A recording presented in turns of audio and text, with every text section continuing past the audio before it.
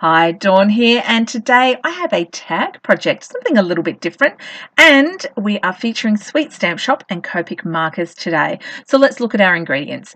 Today I am using Peekaboo Cats and just the basic stamps from Sweet Stamp Shop, my Misty and an acrylic block, double-sided tape. I'm using a 1/4 and 1 inch hole punch Express It blending card with a variety of Copic markers. I have archival jet black ink, I have Memento tuxedo black ink, and 2 stitched rectangle dies, a 2 inch and 1.5 inch die. A variety of coloured cardstocks pulled from my stash, and I'm using this cute little brown cord, and I'll be using some other bits and pieces. But let's get stuck into cutting out and getting this all ready. I'm cutting the 2 inch rectangle, which leaves the cute little faux stitching marks around it, 1 from each colour cardstock, and I've got 5 that I'm using today. The 1.5 inch die I'm using to cut out the blending card, and when I say the size, I'm referring to the short edge of that rectangle die. So here we go, I've cut out 5 bases, 5 lots of blending card, and so now I think it's time to stamp them up before we get them coloured in.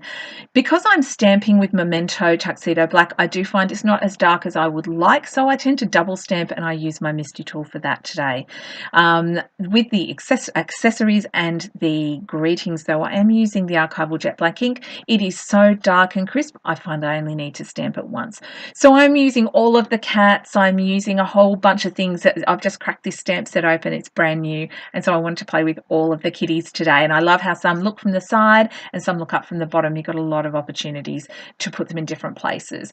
I will list all of the Copic markers and combinations I'm using over on the blog. You'll find a link to that below. I'm using some blues. This kitty is warm grey and I've shaded his head from the outside in. This is an earth tone kitty and I've shaded from the nose outwards. They've all got pink noses. Our little tiger here, he's a little traditionally orange tiger. I'm using some yellow reds for that, and I'm using some cool greys for his black stripes. Then I did a blue tiger because, hey, we have all wanted to see a blue tiger, I'm very sure. Well, I don't know about you, but I certainly have. And to add depth to his stripes, I've added a little cool grey. I'm just going through and adding some double-sided tape to all of the white sections. We're going to put them on their coloured bases.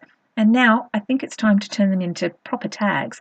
For this one, I'm using my 1/4 inch punch, and I'm just punching a single hole on the side because it's a side-facing tag. It's in a landscape orientation. I've cut a random length of cord and I'm just tying a knot in the end. I'm going to put the looped end through from the back of this particular tag and then pass the knotted end through it so that it secures itself. You don't want to pull too hard if your cord or ribbon is quite stiff because you don't want to tear that cardstock. And boom, we've got a tag that is suitable to hang maybe from a bottle of wine. Now this stuff is like crepe paper. It was popular in scrapbooking a very long time ago. Yes, that's how old I am, people. I've been doing this a long time. And I thought it would make a really cool little faux tab for the top of our tag. This would be a great one to add to a child's birthday present. So I've just put a little double-sided tape so that I can fold that piece of paper rope. I think that's what it was. It was paper rope, but it's kind of like crepe paper. You could use ribbon, you could use cardstock, you could use pattern paper. There's all sorts of things that you could use for this. This is just what I happen to have in my stash because I'm an old lady. That I am. And I've decided to sandwich it in between the green and the white cardstock so that the ends are nice and clean, but there's nothing on the back. Now I thought I'd pull a 1 inch punch from my collection, and I've cut a half circle from the darkest blue cardstock, just from the leftovers, and I'm adhering that to the top, which looks really cool. So I did it again. This is a little more than a half a circle, and I used the middle blue so that there's a two-tone blue cardstock thing happening here. Now, I mentioned Christmas. If you have a Santa hat stamp, you could add Santa hats to these gorgeous things. This just the basics stamp set is a great greeting basics if you are in search of a good greeting stamp set. And if you are in search of Sweet Stamp Shop here in Australia, you can find them at dawnlewis.com.au, and I'll be happy to order in something if you really, really want it.